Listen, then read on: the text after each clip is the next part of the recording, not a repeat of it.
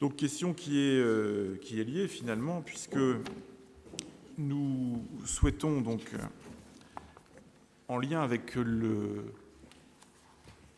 PADD et la mise en place donc du PLU, lancer une procédure de mise en place d'une aire de mise en valeur de l'architecture et du patrimoine. Donc c'est ce que l'on appelle plus trivialement une AVAP.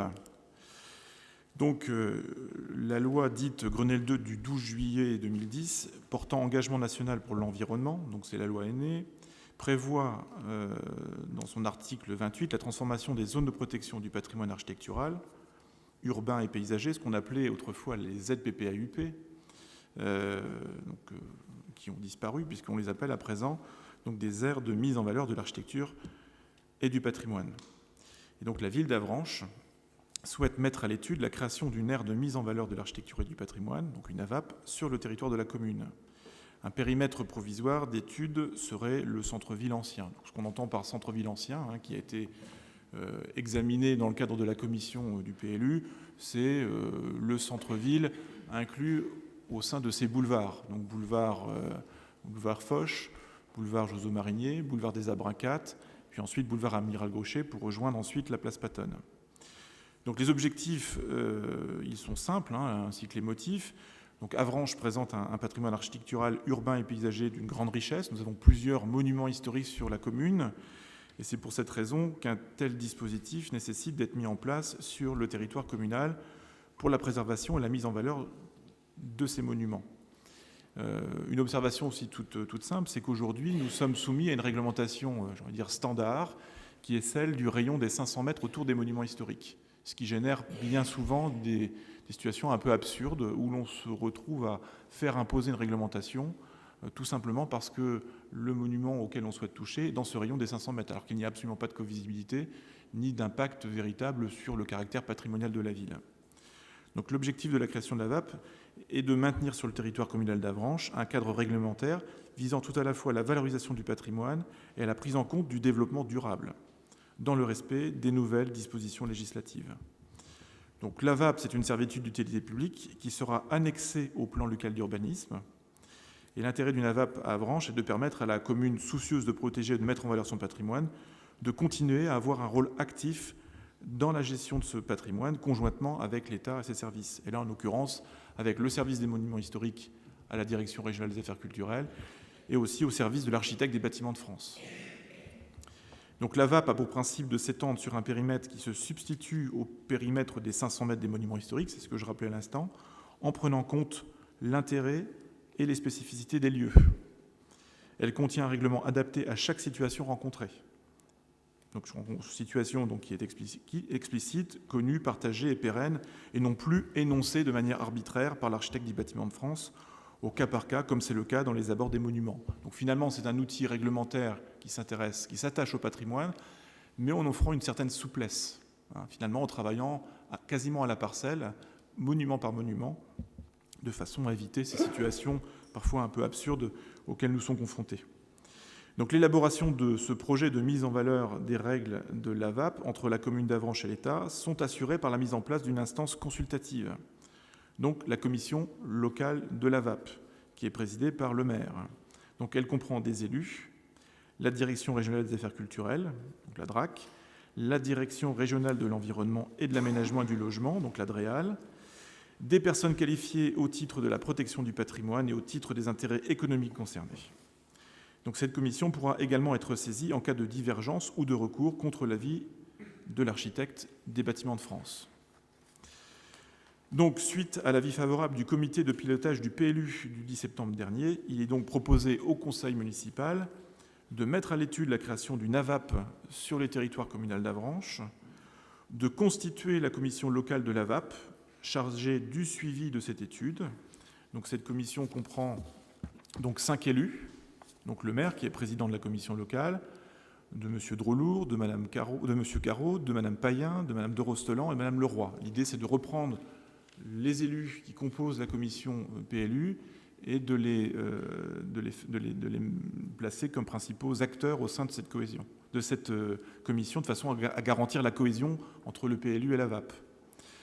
D'y intégrer aussi, et c'est réglementaire, le préfet ou son représentant, un représentant de l'ADREAL ou le DREAL lui-même, un représentant de la DRAC ou le DRAC lui-même, ainsi que 2 personnes qualifiées au titre du patrimoine, donc qui sont à définir, et 2 personnes qualifiées au titre des intérêts économiques locaux, également à définir. Alors, on avait des propositions à faire.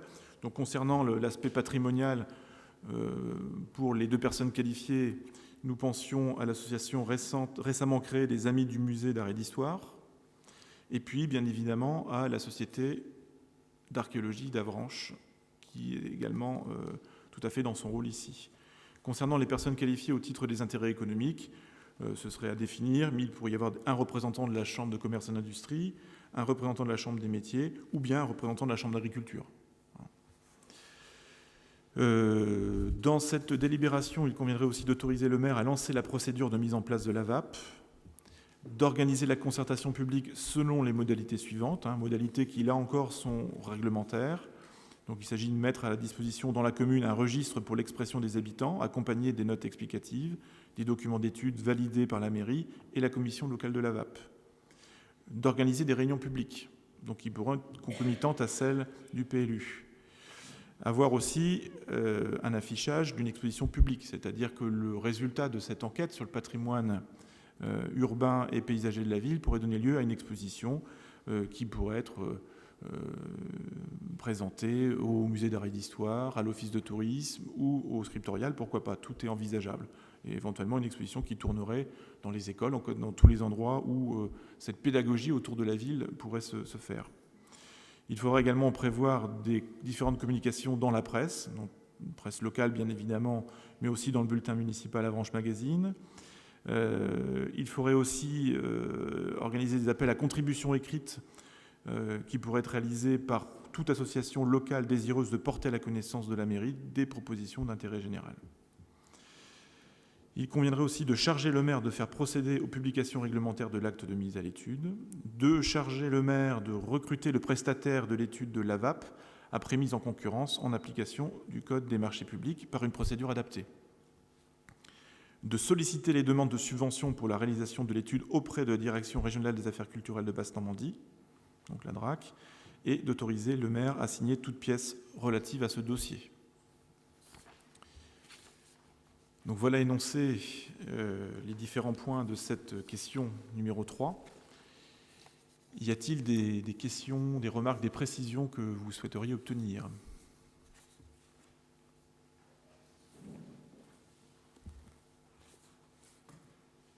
Alors, petite précision, sachez qu'actuellement dans le département de la Manche, plusieurs villes sont en train de travailler à la mise en place d'une AVAP. Ce n'est pas une lubie avranchinaise. Sachez par exemple que Villedieu y travaille, Coutances y travaille également, Granville, qui était en ZPPUP, est en train de passer en AVAP. C'est un outil réglementaire qui offre beaucoup de souplesse et un intérêt réel dans la gestion patrimoniale de la ville. C'est un outil qui, en toute honnêteté, va apporter un vrai plus à la mise en place du PLU. D'où notre souhait de faire coïncider la rédaction du PLU avec cette mise en place de l'AVAP.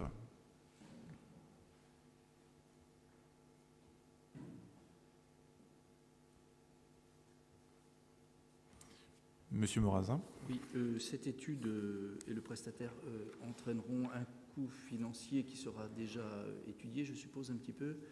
Il y a une enveloppe que vous avez en tête ou c'est quelque chose qui est simplement à l'étude actuellement ? Alors, on a des idées, bien évidemment, de coûts d'AVAP. J'ai envie de dire que d'une ville à l'autre, ça varie énormément. Alors, il faut savoir que il y a plusieurs paramètres, effectivement, à prendre en compte. D'une part, il y a une subvention attribuée par la DRAC, qui est de 50% sur le coût global de la rédaction donc de cette AVAP, de la mise en place de l'AVAP. Il y aura aussi peut-être une articulation à trouver avec le cabinet Prigent, qui pourrait se trouver délesté de certains postes. Je m'avance un petit peu, mais là, ce sera une négociation à entamer avec le cabinet Prigent, puisqu'il y avait dans la demande formulée auprès du cabinet Prigent, il y avait une analyse autour du bâti. Or, cette analyse autour du bâti, qui n'a pas encore été complètement réalisée, sera reprise par le cabinet qui mettra en place l'AVAP. Une AVAP dans une grande ville, c'est environ 30 000 euros. Nous serions sans doute nettement en dessous. Ça reste à voir, mais je pense que honnêtement, on pourrait s'en tirer pour environ 10 000 euros. Mais là, je m'avance sans pouvoir vous garantir cette somme.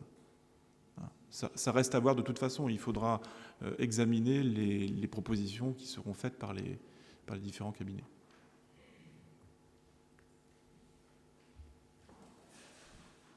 Quoi qu'il en soit, c'est un outil réglementaire qui doit exister sur Avranches. On sait aussi que la loi évolue très vite dans ce domaine. On est passé donc de ZPPUP en AVAP comme ça de manière très rapide. Donc toutes ces réglementations sont inscrites dans le Code du patrimoine. Donc ça reste donc quelque chose de très, très, très encadré par la loi. Il est possible que dans quelques temps, les AVAP disparaissent au profit d'un label unique qui existerait à l'échelle de la France. On a parlé il y a quelques mois de remplacer les AVAP par un label de cité historique. Et on voit bien, ne serait-ce que par cette appellation, qu'Avranches a toute sa place et mérite donc de rentrer dans cet ensemble de villes en France qui sont dotées de ces outils réglementaires.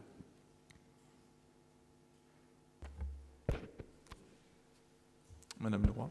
Oui, donc en ce qui concerne les 2 personnes qualifiées au titre du patrimoine, elles seront donc choisies parmi les associations. Là. C'est vous-même qui les désignerez ou pas? Comment la procédure sera-t-elle mise en place? Je pense que nous contacterons les associations et nous leur demanderons si parmi elles, il y a des personnes qui souhaitent siéger dans cette commission.